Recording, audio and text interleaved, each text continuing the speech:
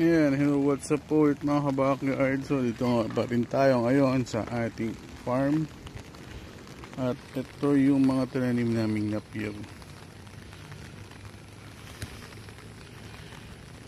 Ayan, so medyo tumutubo na. Mga ilang mga 2 buwan pa siguro ito pwede nang i-harvest yan, pampakain sa kambing.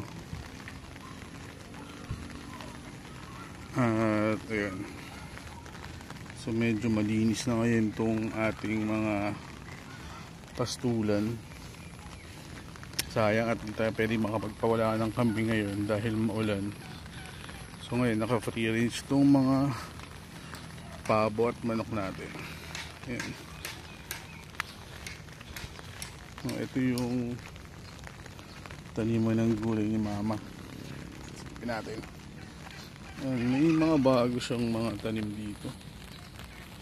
Hindi ko alam kung anong gulay ito. Mga beans yata to. Tapos ito kalabasa yata yan. Tapos yun.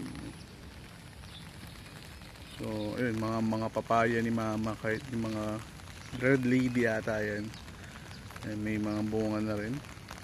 1, 2, 3, 4, 5. Ayan, mga 5. May bunga na. Ayan o. Kamoting baging. Ano ba to? Kangkong. May bayabas. Ayan.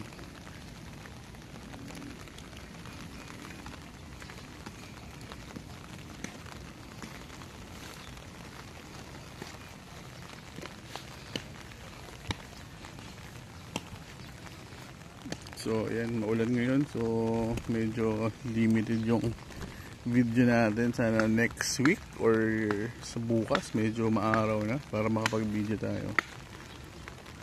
Ayan, tuloy pa rin yung paggagawa ng ating extension ng kulungan ng manok.